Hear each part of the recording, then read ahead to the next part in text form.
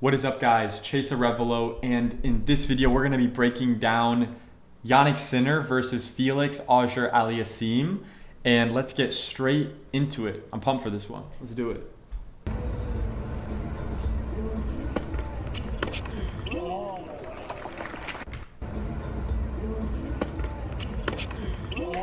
So the lesson here, I'm assuming that was a second serve.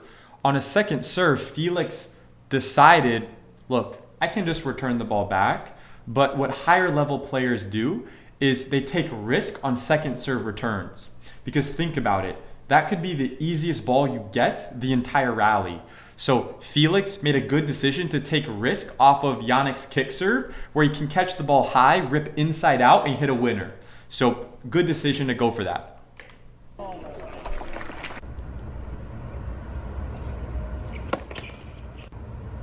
Missed the first serve. Wow. Notice how he actually sped up the racket on his second serve. One thing that you can apply that Jannik Sinner just showed is he accelerated faster on his second serve than he did on his first serve. Most players, what they do is they accelerate on their first serve, and then they're scared as shit on their second serve, and they slow the racket down. That's why they miss a lot of balls. The best players actually accelerate faster on second serves. And at the higher levels, then that's when you see maybe you actually get some aces on second serves as well. But that's due to the fact that they're staying confident and they're going to accelerate even more on the second serve. Let's roll.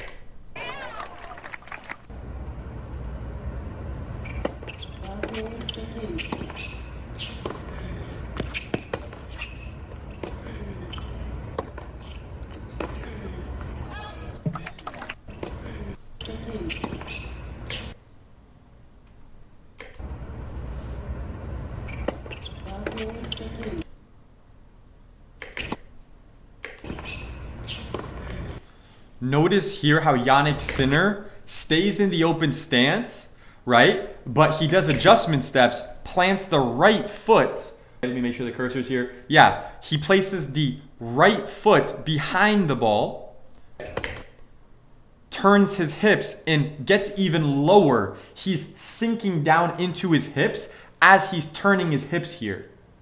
So that's something you can apply when you're on the run on the forehand, just like Jannik Sinner just displayed right here.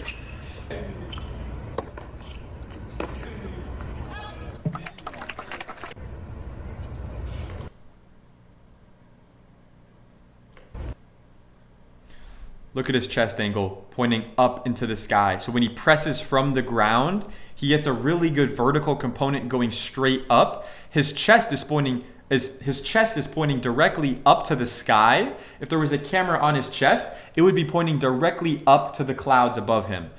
Let's see his serve. Wow. So what you can apply is when you're hitting your serves, you should feel like your torso and your chest, right, is going up into the air right as you're even making contact. That will get you more plow through on the ball, and initially you might even miss some balls long. You might feel like, wow, I'm getting a lot of power, but now you got a new problem. Because you have more power, you're not used to it, so you're hitting the balls long. You might think, wait, I'm missing the serves now. No, you are missing the serve because now you have newfound power, right? Now you're doing the right thing, and now it's a matter of, let's dial in the toss, right? Let's dial in the accuracy.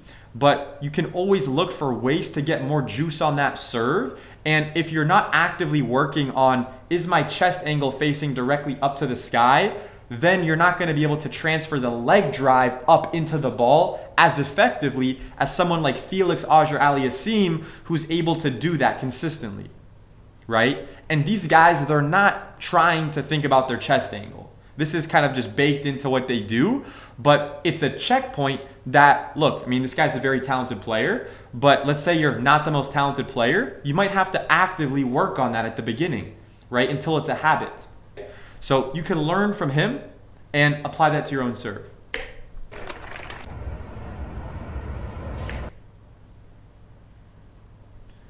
Look at his shoulder, elbow angle. Look at the, oh shit, hold up. Look at Felix Aliassime's shoulder, shoulder, elbow angle. Look at this line right here. A lot of players, they have their shoulders like this. You need to get your shoulders more at an incline. It's going to help you with your biomechanics on your serve. So take a look at that in video, see if you hit those checkpoints. Wow, big serve.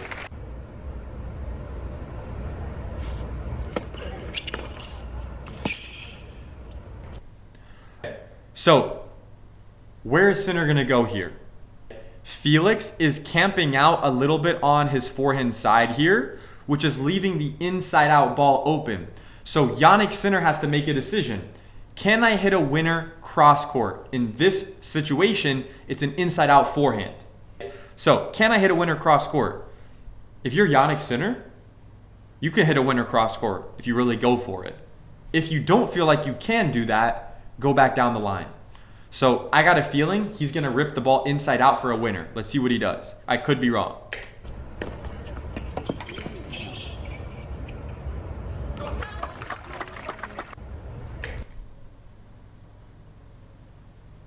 Not a winner, but basically a winner. He got the point off that shot.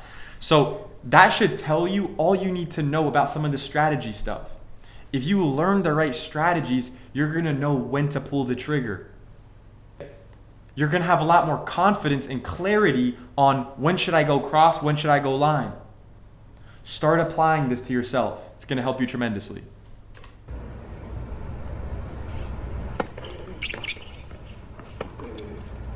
Look at that footwork. Look, he serves. Look, he serves. He lands. Look, he lands a step in. He's not landing a mile into the court. He's landing a step into the court. Now he lands. Jannik Sinner hits a good return deep. So look at the adjustment steps. 1, 2, 3, 4, 5. So many steps. So the ball's floating in the air. The focus for you as a lower level player, if you're not a pro, should be you hit the serve. They're hitting a good return. How many adjustment steps can I take? And set an objective goal of how many steps you set out for yourself, right? Maybe at the beginning, you're like, okay, let me make sure I take 4 adjustment steps. Maybe for you, it's I gotta take 8 adjustment steps. But give yourself some type of goal, some type of objective that you can think about and go back to whenever someone hits a good return to you. So you can say, hey, I gotta get this many steps in before I hit this ball. And that will help you build the habit of taking more adjustment steps. Have an objective goal so you do not have to guess.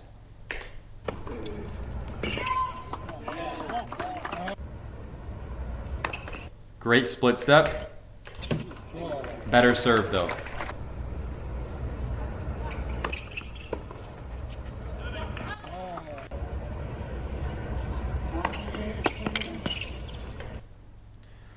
So Jannik Sinner just gave Felix a short ball. So Felix has to make a decision. Can I hit a winner cross court? If not, I'm going to go down the line. If you're Jannik Sinner, you gave this guy a really short ball, and at this level of pro players, they're going to be able to basically hit a winner almost either way here, right? So if you're Jannik Sinner, you have to guess. You have to guess, say, well, because I'm in the middle of the court, he's probably going to go down the line, because if he decides to go cross, I'm already kind of covering kind of the forehand side as well. So based on this fact, Felix is probably going to go down the line. He might pull the trigger and go cross, but more often than not, he's probably going to go down the line. So if you're Jannik Sinner, you got to guess. Guess and go and give yourself a chance to actually get there. Let's see what he does. Oh, wow. Look at that. He guessed early. Look at that. Let's watch it again. Return. Short ball. Way short. Wow. He guessed, and look how he plants open stance. You're out there back home trying to hit close stance. What are you doing? What are you doing? Open stance. Open stance. Open stance. Look at this. Look how his hips are open and he can easily just turn them and get power. Open stance is the modern way to play. Just take it from these guys. Look at what they're doing. Just look at what they're doing, guys. Even though he missed that ball, that was the right thing to do from his leg positioning standpoint. Wow. Big serve. Split. Wow. Serves are crazy here.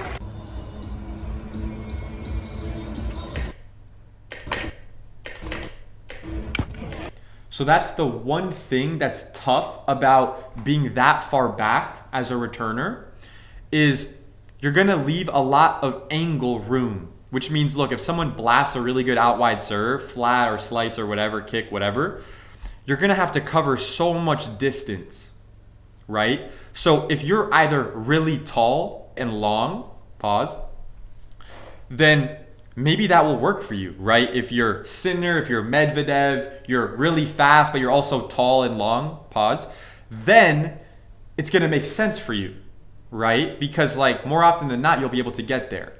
But if you're maybe not the best mover, but maybe you have good hand-eye coordination, it's going to make more sense to stay a little bit tighter to the baseline and try cutting the court and taking those serves early. You might have to spend some time learning and improving at the timing of the return and your coordination with that. But positioning wise, you're probably going to be in a better position and you'll probably be able to get a racket on the ball better than if you're standing so far back behind the baseline. So there's pros and cons to it. If you're really good at moving and you're also kind of tall and long, pause, then you need to, or not need to, but scratch that, not you need to, but you can benefit from standing further back. So let's continue.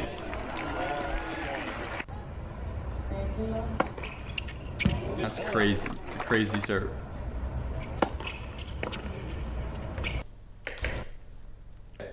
So here, if you're Jannik, maybe try getting around the ball a little bit more, right? If you're Jannik Sinner, maybe try getting around the ball a little bit more so you have this option with more angle to go away from the opponent. Let's see what he does. I think he's probably going to go this way, inside out winner.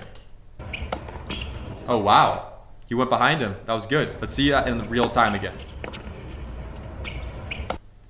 So that makes sense. That makes sense. So he could see that Felix was already moving this way. His momentum was going this way. He's literally in the air.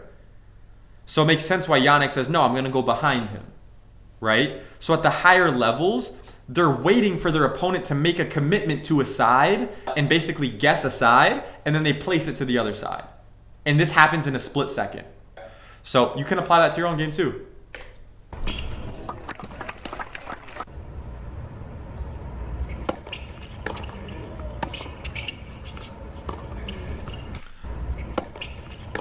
Look at when Sinner is getting the ball. So the ball's traveling over the net. Look at how many adjustment steps this guy's taking. Look at this.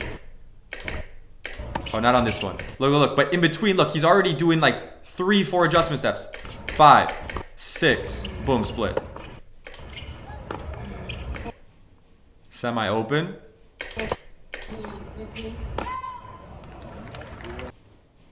So notice that, right? He was doing about like between 4 and 6 adjustment steps in between those shots.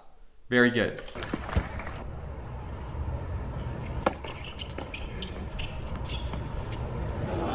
Wow.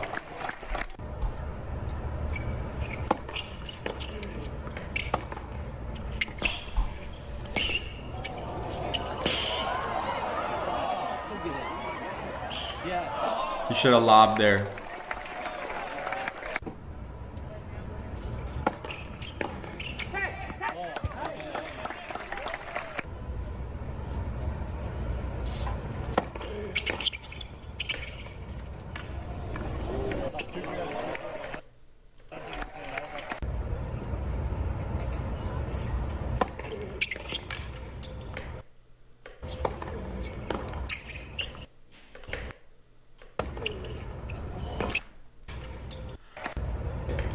So I want to point out why Felix Auger Aliassime went back inside out when he had the open court to go to. I'm going to break it down. He hits an out wide serve. Jannik Sinner hits a shot but it's pretty angled, so Felix is all the way out here. So if you're a lower level player, you might be thinking, well, wait, why doesn't Felix just go to this side? Because it's the open court. Jannik's all the way over here, bro. Like, why am I not hitting to the open court and try to put the ball away? Well, it's very simple. Because if he hits that shot, if he doesn't hit a pure winner off that, Sinner's going to get there and he's going to hit a forehand cross, boom, and put it away on him.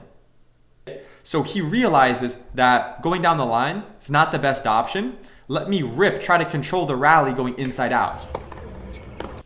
Even though that Jannik was still in that position. And he got a relatively short ball here. Exactly. But he wouldn't have gotten the chance to set up that point if he bailed out of the rally and just tried to hit a winner down the line there.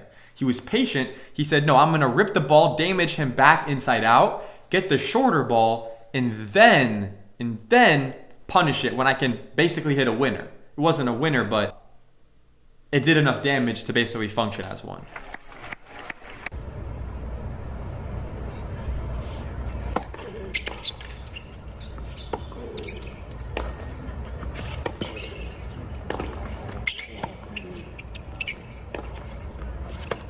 Good open stance.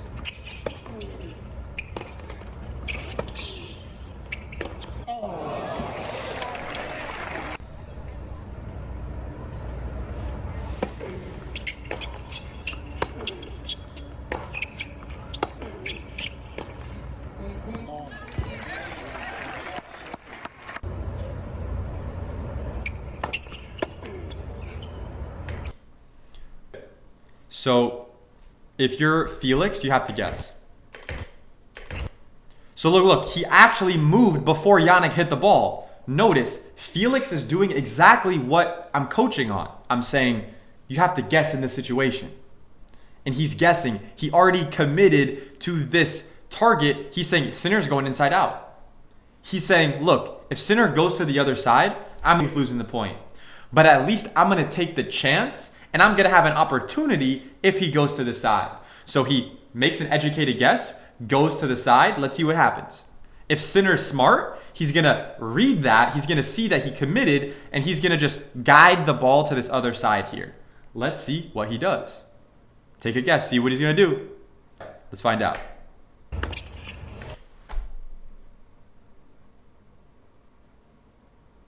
You can't make this shit up.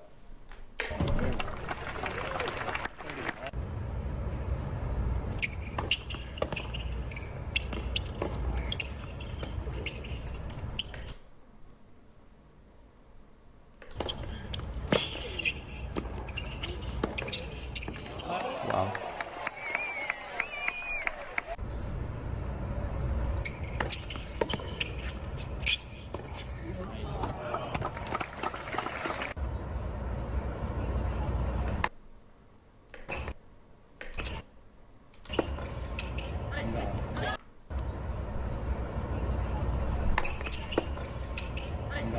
Why are you slicing that, bro? Why are you slicing that? Hit the ball. Hit the return, bro. Topspin. Hit the return. Why are you slicing that?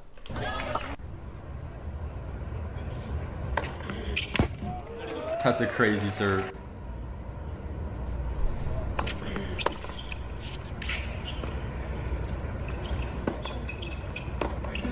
Cross. I knew it.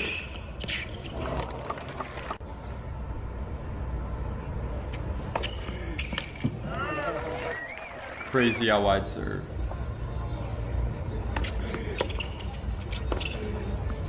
Open stance cross. Open stance cross. Open stance cross. Wow. Patience. Patience in the cross-court rally pays off. If you got no clue what to do and what shot to hit, default to being patient in the cross-court rally. Keep it simple and focus on how good can I execute these cross-court balls. Hit as big as you want. Rip the ball. Crush the ball. But go to big targets and go cross-court.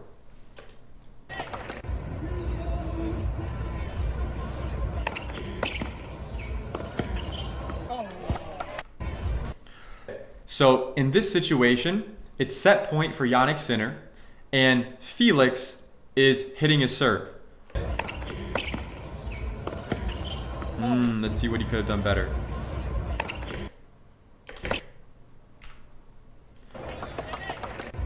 So it's set point for Jannik Sinner, and let's see the footwork on his return here.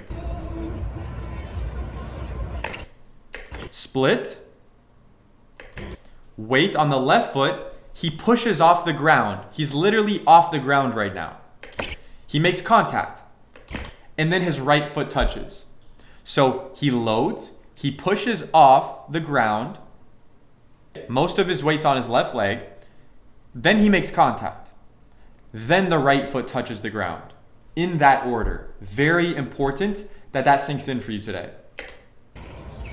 And what that did was it allowed him to get the ball to go to his opponent in a very rapid manner. So it took time away from Felix, where now he's having to rush and take on the rise on set point, which caused him to make an error. So at the highest levels, it's not like, how can I guarantee this guy's going to make an error? It's about, how can I increase the chances of my opponent to mess up, right? And that's how you got to be thinking about things as well. It's not only about you hitting winners, it's about how can I damage the opponent in that way. That's it for this video, guys. I'll see you in the next one. If you got any value out of this, like, comment, subscribe. You're not subscribed, subscribe right now immediately. I really appreciate you. Hope you have an amazing day, and I'll see you in the next one. Peace out.